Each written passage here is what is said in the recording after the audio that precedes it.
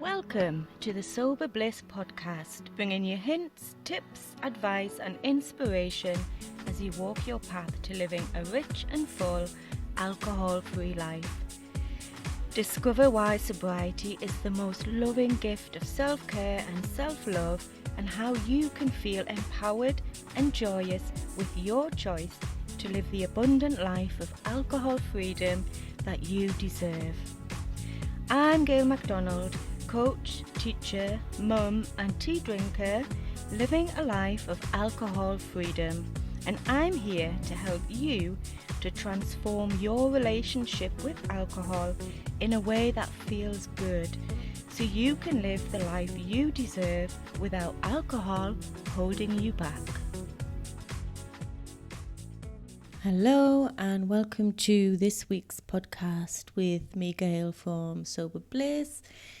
How are you? I'm here on a Friday. I've just had a really lovely cup of tea. I've been down to meet Nico halfway from school, and while it's cold in here in my office, I've got my coat on as I sit here recording this. It's actually quite warm outside and it feels a bit like spring is on its way. Although, as I record this, it's still early February, so I don't want to relax too much as it might even snow next week. Who knows? Anyway, I'm feeling really good today, and at the time of recording this podcast, I'm looking forward to our first group support session of 2022, which is happening tomorrow. They happen every Saturday, and they are honestly such a joy for me and also for the people who come along and join in. We had a bit of a break over Christmas and I did close the support group, but we're back now and welcoming new lovely people just like you to get the help and support you need to stop drinking and to live the life that you deserve. So if you want the support of other amazing women on this journey, then check out the link that I will put in the show notes, and I'd love for you to come and join us. So that's one reason why I'm feeling really good today. And another reason is that at the time, again, of recording, I am coming up to almost 4 years alcohol free, which is the inspiration behind this podcast, because I did find an old blog post that I wrote when I was coming up to a year alcohol free. So this is kind of an extension, a bit of an edit on that blog post. So yeah, almost 4 years alcohol free, and currently, as I record this, 41 days cigarette free, which feels really, really good. Honestly, it does. And as you know, especially if you listen to my podcast on the first 100 days of living alcohol free, you know that I don't usually count the days. So I did have to look up on the internet to find out how many days I was alcohol free. I can't remember, 1,400 and something. But anyway, almost 4 years alcohol free and 41 days cigarette free.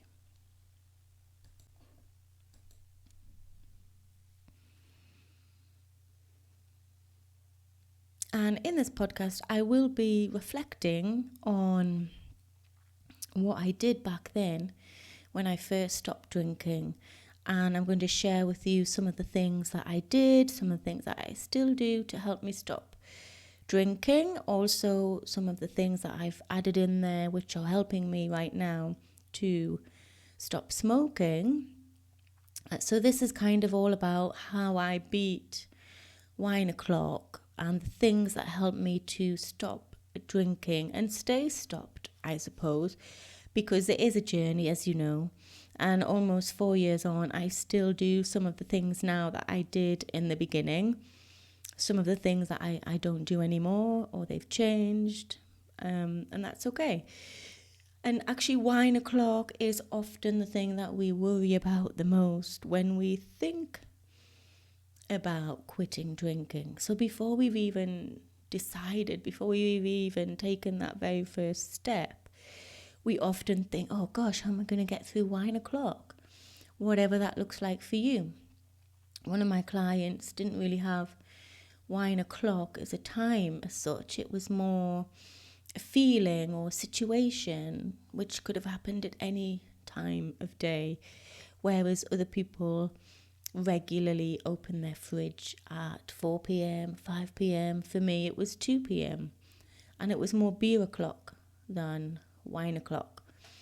But that was the very first hurdle, I suppose, that I had to get through. So yeah, this podcast is kind of an extension, an edit, an updated version of an early blog post that I wrote explaining how I got through beer o'clock. I'm going to tell you the 10 things that I did and still do to help me stop drinking, and a couple of extra bits and pieces that I'm doing right now, which are also helping me to stop smoking. So yeah, almost 4 years ago, I began my journey to sobriety without really knowing exactly what was going to happen or how I was going to do it. You may recall from other podcasts and blogs and conversations that my husband stopped drinking the day before I did. And of course, I couldn't very well drink if he wasn't. So that was kind of what happened. And then I thought, okay, well, this is it. I'm just going to go with it. I'm not going to drink anymore. And that was the decision that I made. But I didn't really have a plan or anything. I was just very clear that it just wasn't happening anymore. But at the same time, I wasn't really sure what to do. And that very first day, I really had no idea how I would get through the witching hour, which was between 2 and 4 o'clock for me. That was my tricky time, my challenging time. And I didn't really know how I was going to get through it, what I was going to do. And actually there were many more occasions that counted as wine o'clock or beer o'clock, especially if it was the weekend. And I hadn't really thought about what I was going to do instead. I just made the decision that I wasn't going to drink. And then I thought, oh, I'll figure it out afterwards. And that is kind of what I did. And I did find lots of really great things to do, figured it out along the way, which is why I'm sharing it with you now, because it is better to have a bit of a plan in place, some ideas of what you could do instead. And yeah, I did find lots of great things to do. In the beginning though, my wine o'clock time consisted of trying to think exactly what I did. Actually, what did I do? Oh yeah, so I used to open my first beer when the kids got home from school, which was about 2:30-ish. And then that would be me for the rest of the afternoon, evening, just opening beer after beer after beer. So what I did was I would come home and I would eat at the same time as the kids did, because often I wouldn't eat. I would just have a beer instead. And then I would wash the dishes and take the dogs out for a walk. And then come back and maybe read a book or have a little nap or help the kids with their homework. That was kind of my routine in the beginning.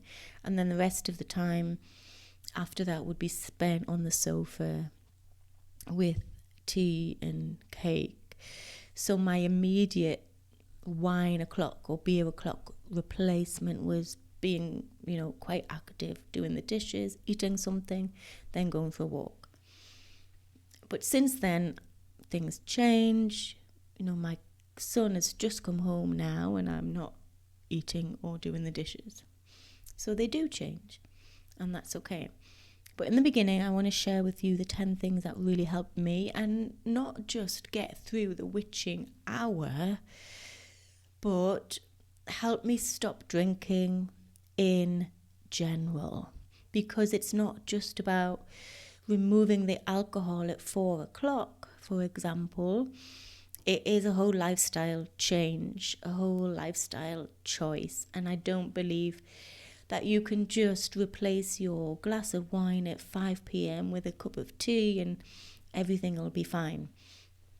We have to do a lot of work, obviously, and this is not really the podcast to talk about the deep work that we have to do, but we have to change our lifestyle in general, our routines, our rituals, the way we do things, the way we think about things in general. So 10 things really that I found really helpful in the beginning. Some things that I did right from the start and still do now. There are a few bits that I've added and discovered along the way. Some things I did, then I stopped doing. Now I've gone back to them. And I think it's important to remember this. So what you might do right now might not necessarily be the thing that you do 6 months, 4 years down the line. So you might now be ready in your pajamas and getting into bed at 7 o'clock. That doesn't necessarily mean that that's going to be the rest of your life in bed at 7 o'clock, because it won't be. It's just what you need to do right now to help you, if that makes sense. So don't be worried or put off if the thing that you're doing now feels a bit restrictive, like not going out, for example. It doesn't mean that you have to stay in for the rest of your life, because you won't. It will change and it will get easier, I promise. For example, I no longer, well, I've just said I don't do the dishes and take the dogs out at 2 o'clock every day anymore. And I no longer sit on the sofa eating cake every single night. Sometimes I think that would be quite a nice thing to do, but I don't do that anymore. So it's okay. You don't have to do the thing now forever.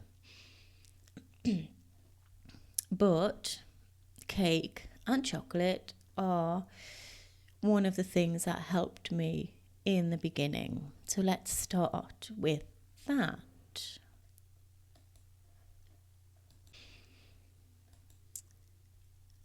And I think when I stopped, it was probably quite near Mother's Day. And I remember the first thing that I did was made a cake.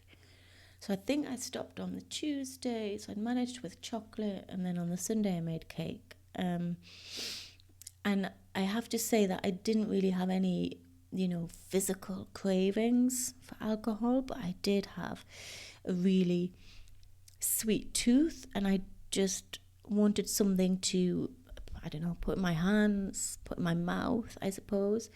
So chocolate and cake were my go-to in the beginning. And even at 2 o'clock, I wouldn't, be satisfied until I'd had maybe a piece of cake or a couple of squares of chocolate or something. And I know that can be quite common, turning to sugar to help with the cravings. But for me, it was more about, not wanting to feel like I was missing out on something. And also, I think I wanted a little treat and a bit of a reward.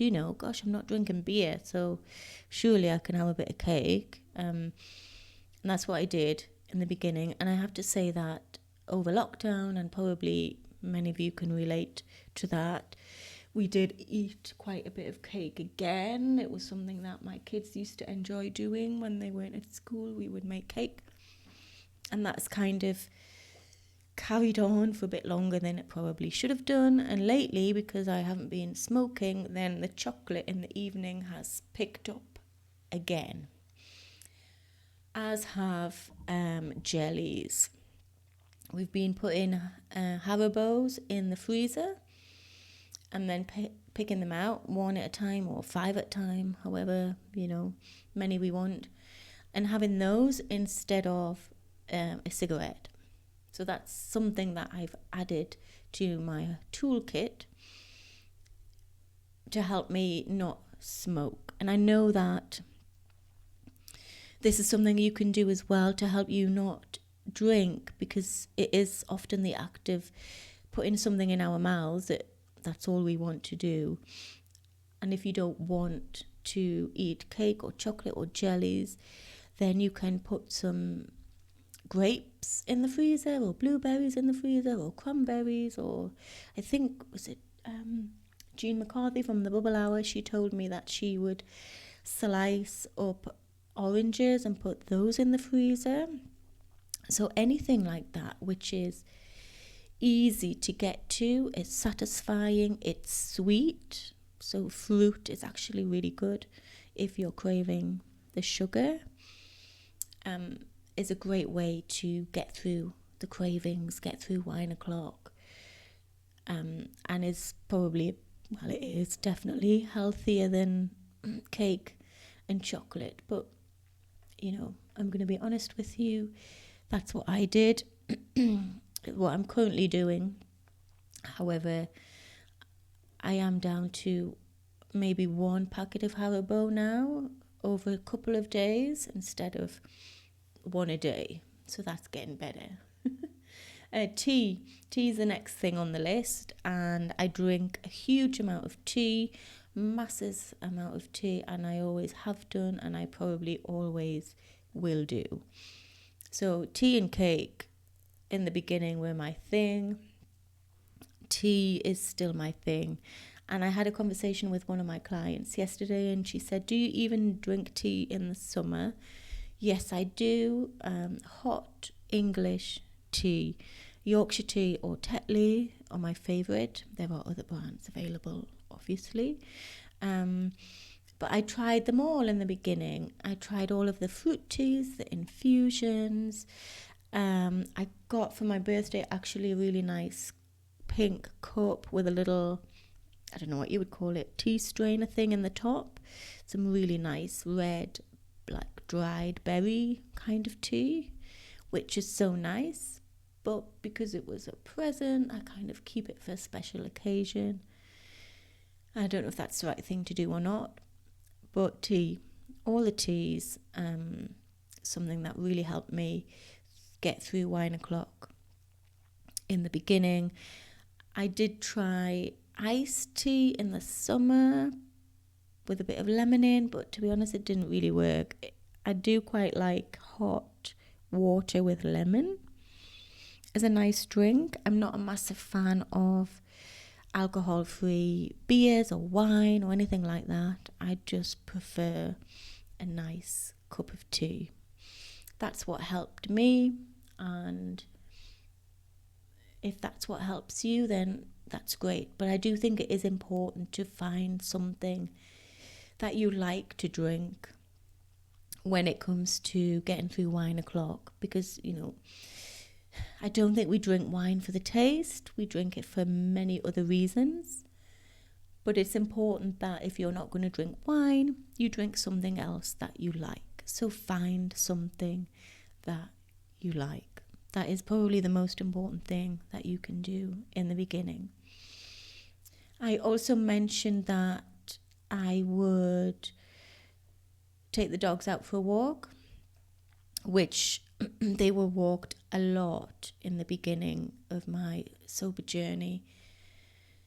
Not just at wine o'clock either, all the time. I think they had their little legs walked off. And then after my initial spell on the sofa, when my energy returned, I would take them out even more. And it coincided with the weather being nicer. So, yeah, I think they would maybe be walked 5-6 times a day. And that hasn't changed. Except now we've only got one dog, unfortunately. But we've acquired a cat, and the cat likes to come for a walk with me in the morning as well, which is really funny to see the cat running along next to the dog. So yeah, walking, getting outside in nature, a really useful way to help you through wine o'clock, but not just during the witching hour.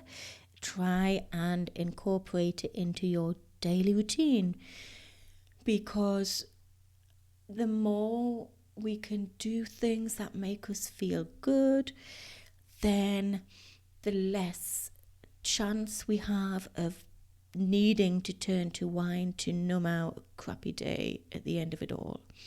And walking is a really good activity to get your feel-good hormones flowing. Obviously, you're out in the fresh air, in nature, and it just makes you feel so good. And many people that I talk to, most of my clients, use walking as a tool, not just at wine o'clock, but in general. So if you're not walking, then get outside and go for a walk. Listening to podcasts while you walk is such a good thing to do. And what I found was that I would enjoy the walks more when I wasn't drinking, and I still do appreciate that today, because in the past I would take the dogs out for a walk because, they had to go for a walk, but I would rush back because the walking was interfering with important drinking time. But that's obviously not the case anymore. So I do enjoy the walks a lot more. I take my time. I'm a lot more mindful. I notice what's going on around me. And I probably walk further than I did when I was drinking. And that's one of the reasons why probably I lost a bit of weight despite eating all that cake and chocolate, because I was walking such a lot. It was balancing out the sugar, I think. And a brisk walk, especially if you listen to something inspiring, uplifting, whether that be a podcast or your favorite music, is a really good way to get through a craving and to push out any thoughts of drinking that you might be having. What else did I do? Reading. Yeah, reading along with podcasts really helped in the beginning, although for me it was more about reading than the podcasts. I don't think I discovered podcasts until, I don't know, probably a couple of years ago when I started doing my own, actually. But now there's so many podcasts on sobriety and audio books as well. You listen to Audible at bedtime or when you're out for a walk. But reading really helped me. I think I wanted the knowledge and also the reassurance that other people had done it, were doing it, and everything was fine. The very first book that I read was Claire Pooley's The Sober Diaries. I talked about that before. And it was also a really good way to escape, to retreat and to relax. And it felt a little bit of a treat as well, because I didn't read much when I was drinking, because you can't remember what you've read half the time. You read the same line again and again. Or what I would do was hold the book out at arm's length with one eye closed, because the words were just swimming across the page, which is not a good reading experience. And then, as I say, you wouldn't remember what you'd read, so you'd have to read the same chapter again and again. So in the beginning it was just so good to be able to read, to be able to see the pages and not have the words swimming around, and to remember. So the first couple of months, I think I read a lot. And one of my friends said that she used reading, quit lit, sobriety books, all of that, to help her to stop drinking. I think, and you can listen to the podcast I had with her, Jill, my friend. She gave herself a week or 3 weeks maybe, I can't remember, and just read as much as she could about the topic, and then she stopped drinking. I used reading the other way around. I stopped and then I started to read the books about it to help me through wine o'clock, obviously, also to give me the information that I needed and to reassure me that everything was going to be okay. And it did feel a little bit like a treat as well, I have to say, especially if I had to go to bed early because I just couldn't do the day anymore. I would go to bed early with a cup of tea, obviously, and a book. And I'm enjoying that right now at the moment. Because it's wintertime here, it does get dark pretty quickly. So instead of just sitting in front of the TV for hours and hours, I quite like to go to bed early with a book. And that does feel like a bit of a treat. And occasionally I will stay in bed in the morning with a book and read for a little bit before I get up. So that is a really useful tool for me to help me through wine o'clock, to help me beat the witching hour. And it's a really nice thing to do, as is meditation, which is the next thing. I wrote a blog post on meditation in the beginning of my journey, and it's always been a bit hit and miss. I probably didn't have the right resources in the beginning, but it's something that I practiced. I think it's important to say that. So, in the beginning I said just because you might do something in the beginning of your journey doesn't mean that you're going to end up doing it forever. There are certain things, a bit like meditation, where you have to stick at them in order for them to really help you. I used to try and meditate, when I was drinking in the afternoon. I thought, this is going to be good. I'll take myself off for a little bit of meditation. But because I'd already had a few beers, then I just used to end up falling asleep. So meditation didn't really work for me when I was drinking. However, when I stopped drinking, I really decided to give it a go. And I wouldn't necessarily meditate at wine o'clock, depending how I was feeling. If I was a bit nervous or anxious or stressed, then I couldn't really sit still and meditate. So I would have to do something physical, like go for a walk. But I did use meditation. I still do use meditation to help me sleep. There's a really good yoga nidra meditation on Insight Timer that I love. And I do a morning meditation as well. And I always recommend to my clients to give it a go, because starting your day feeling calm and grounded and centered really does have such a massive impact on how the rest of the day will go, and in turn what happens at wine o'clock. So although this podcast is, how to get through wine o'clock, there are certain things you can do early on in the day which will make wine o'clock either not as scary or not happen, in the sense of the need to turn to a glass of wine. And meditation is one of those things that will really help to ground you, to get your day off to a really good start. So there is less risk, if you like, that you will need to numb out at wine o'clock. And again, find something that you enjoy listening to and give it a go. Practice it. Don't just try it a couple of times and think, I don't like it, it's not for me. Because it does take more than 2 attempts to really experience the full advantage and benefits of meditating. So that's one thing that I did, as I said, not necessarily at wine o'clock, but it did help me to navigate wine o'clock a lot calmer, I would say, than just not meditating at all. And I still do meditate today. Not every single day.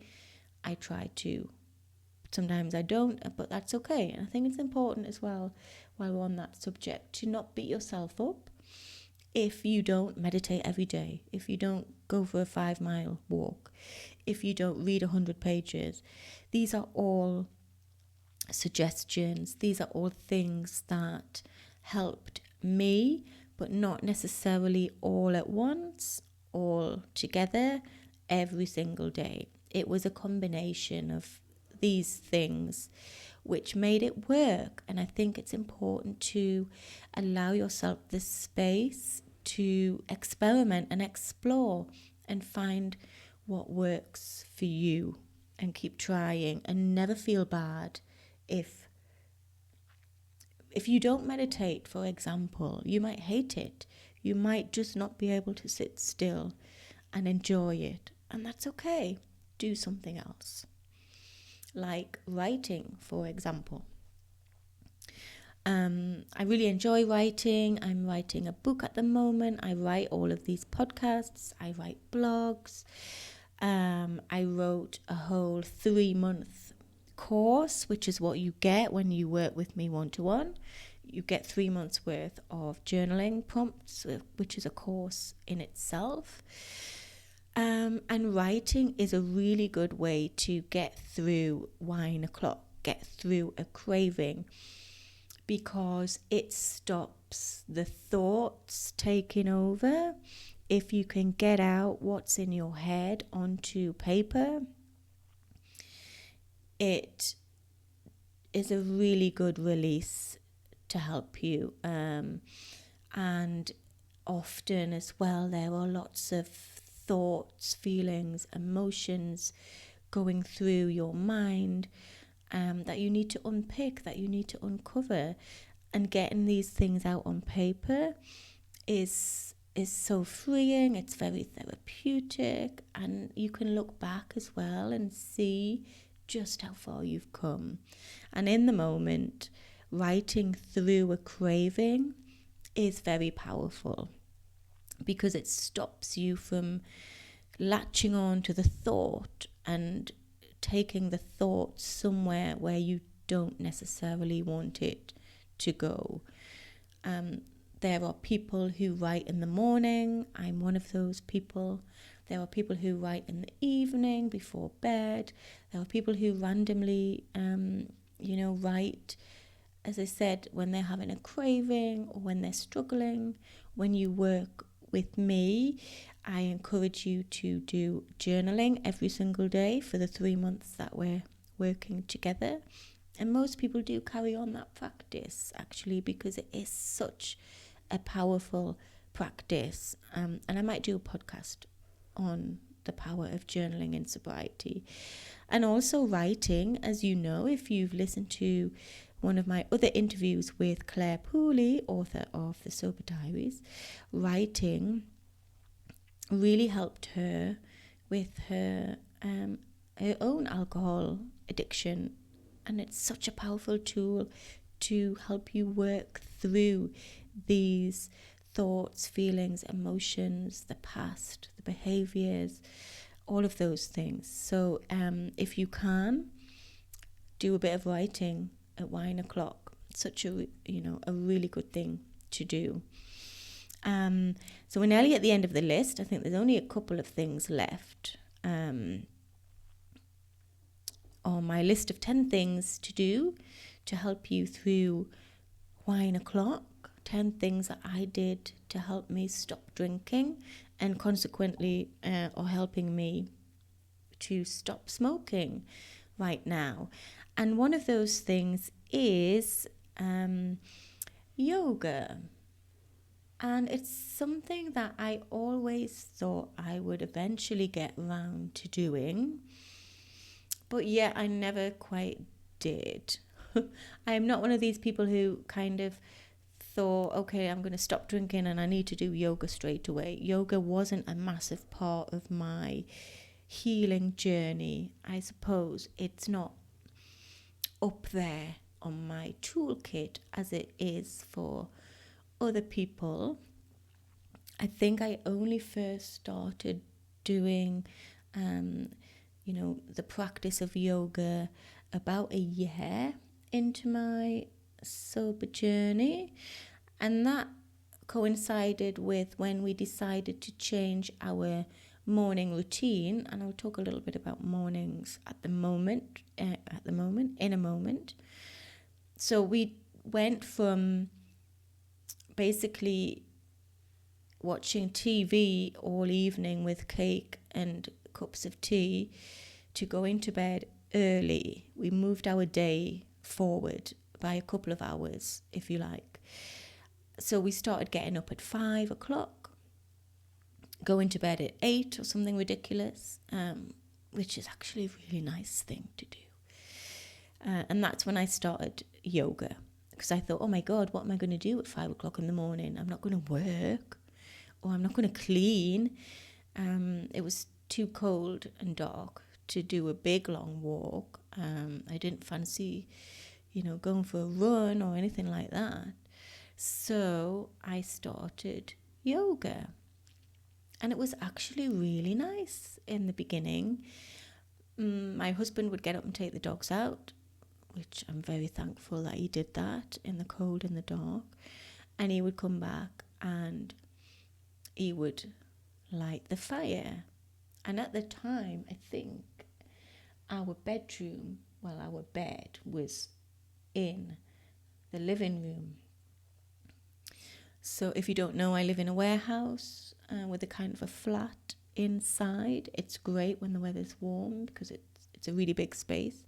But when it's cold, we are all kind of squashed into the little flat that we have. And at the beginning of the sober journey, our bedroom was in the living room, which was great actually because we had a log burning stove in there. We've moved around a little bit now, so it looks a bit different. But yeah, I would get up with my husband. He would take the dogs out. I would make a cup of tea, come back into the living room. He would light the fire and I would get on my yoga mat in the warm with a cup of tea. And it was really nice.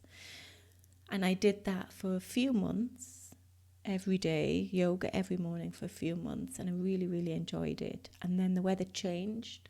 It got warm again. So it was not an option to go to bed at 8 p.m. Sometimes I would just be getting up from a siesta at 6. So obviously you couldn't go to bed at 8, which meant that I couldn't get up at 5. And that's when the yoga kind of fell by the wayside, if you like. And it's been like that ever since, really. So for the past 3 and a bit years, 3 years, kind of on and off with yoga. But I started it again this week. And again, early morning yoga, but there's no cozy fire on in the morning. But I stay in my pajamas and I put a jumper on over the top. So that's quite nice. And I have to say that now that I'm not smoking, it is much easier. Obviously, it would happen. But yeah, I don't know what it is with yoga exactly, because I really do enjoy it when I'm on the mat.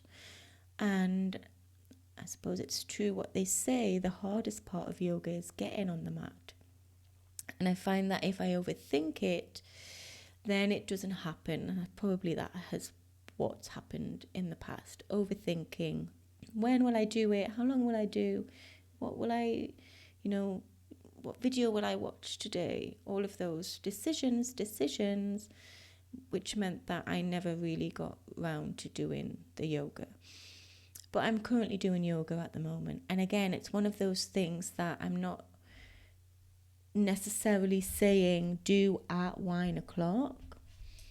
Although, by all means, if you can, and it helps, get out the yoga mat at 5 o'clock, 4 o'clock, 6 o'clock, whenever is your witching hour, because it's really relaxing, restorative, soothing. It's like a moving meditation, and it will become part of your daily routine.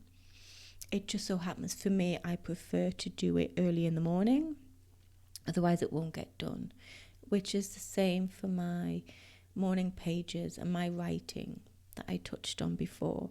So what I do now, and I don't know how long it will be exactly this way, but it's working at the moment, is I get up, I light a candle, I make a cup of tea, and I do yoga, and then I do my morning pages. And that is my morning routine currently, which is another thing that I'm going to talk about quickly. How you spend your mornings, and I did touch on this earlier on with the meditation, has a massive impact on what happens at 1:00. So we're not just thinking of strategies here to get through cravings, we are thinking about the whole day, the whole lifestyle. And honestly, it starts in the morning. So I never got to the point where I was drinking in the morning. So if you are in that place, then please, I would go and speak to a health professional if you think that it might, you might need more than just a podcast to help you break the morning drinking habit. I guess that's what I'm trying to say. But what I mean is how you spend your morning can really impact what happens at 1:00, as I said. And I will do a full podcast on your morning routine.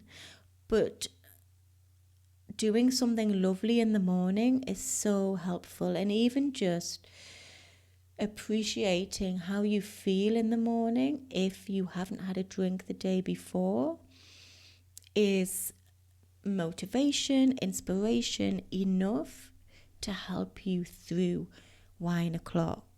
And that's what really helped me. If I was struggling at 1:00 for whatever reason, my husband would say to me, just think about the morning.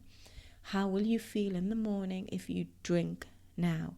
How will you feel in the morning if you don't drink?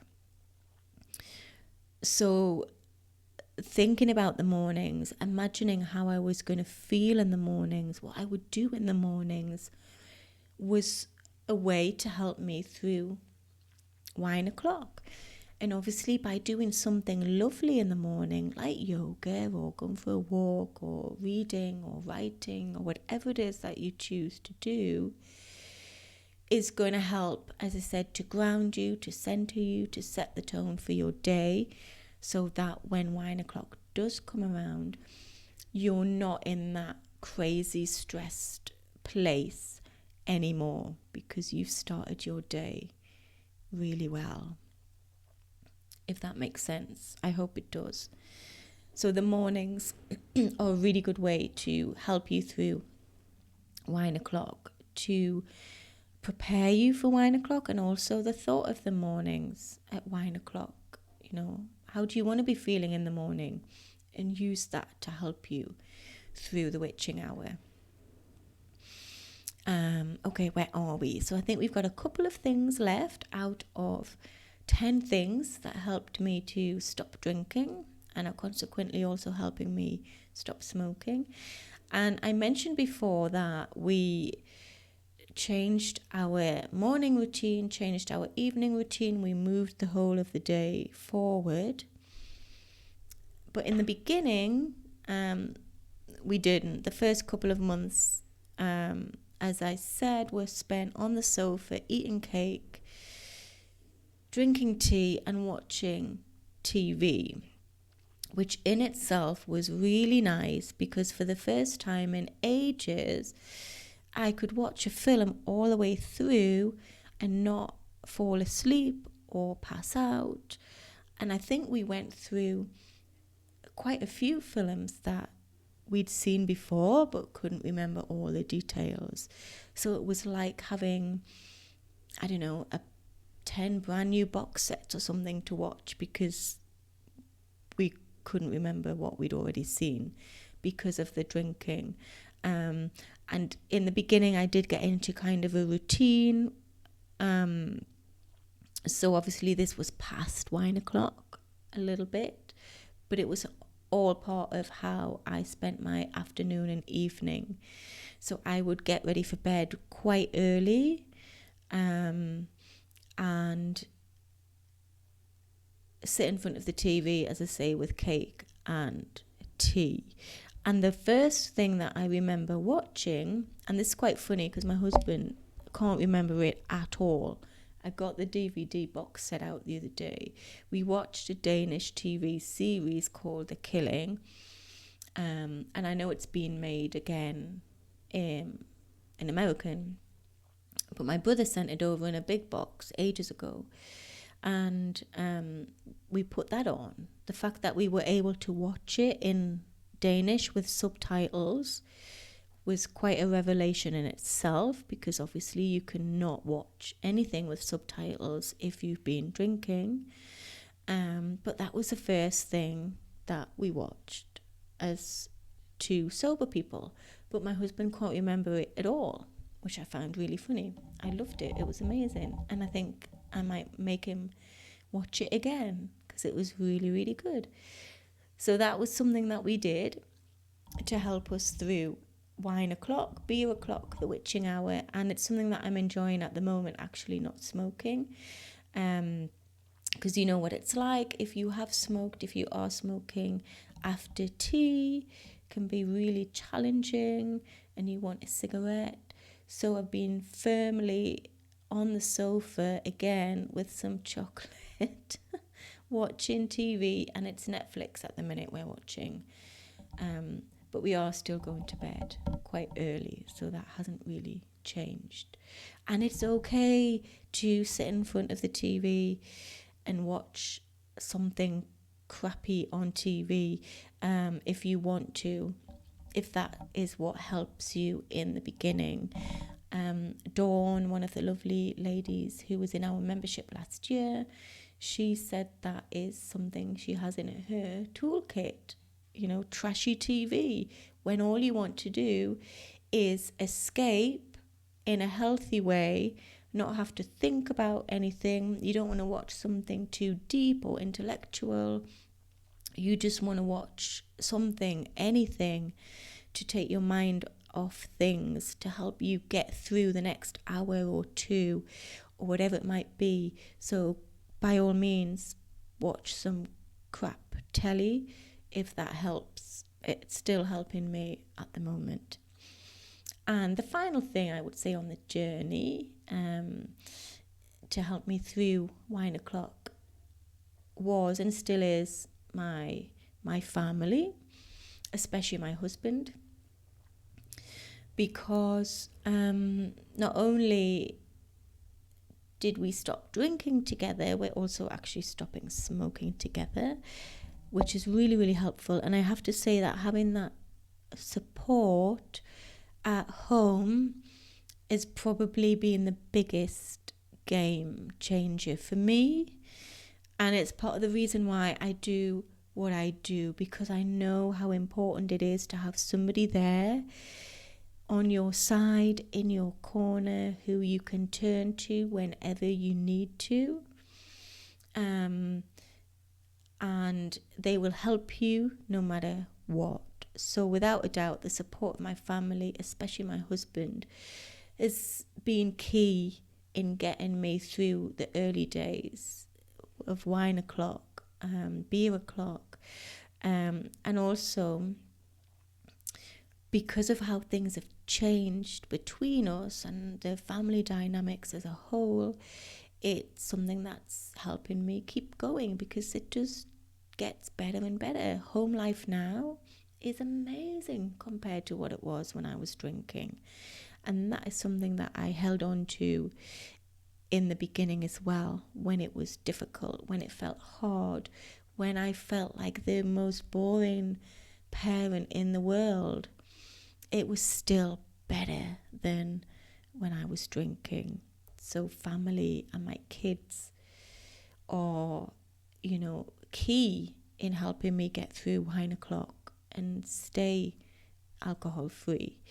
And I do think it is important to have that accountability. A lot of the people who I'm working with right now are telling me that it's that accountability that is important to them, to keep them on track.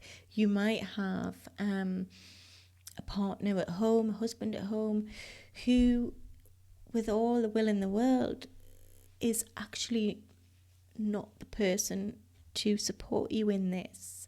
I have had a couple of people tell me lately that their husband will just say, oh, I don't think you're that bad, or whatever you decide, I'm happy with. Or you might live by yourself and you haven't got somebody there at home to be accountable to. And I don't mean that in a horrible way, that's going to be checking up on you all the time and watching you. I don't mean that. But I mean, it is just so lovely to have somebody there who you can talk to, who you can cry to, who you can say, look, this is how I'm feeling and it's a bit shit, and they get it and they understand. So that is another reason why I do what I do, because I know the importance of one-to-one connection and support, and also the group support as well. It is a lovely small group of really amazing women who get you, who understand what you're going through, because we've all been there, done it, are doing it, and there's nothing you can say to me, either on an individual basis or in the group, that will shock me. That it's all done without judgment or anything, just 100% support, which I think is so good these days, because there is so much support out there now, which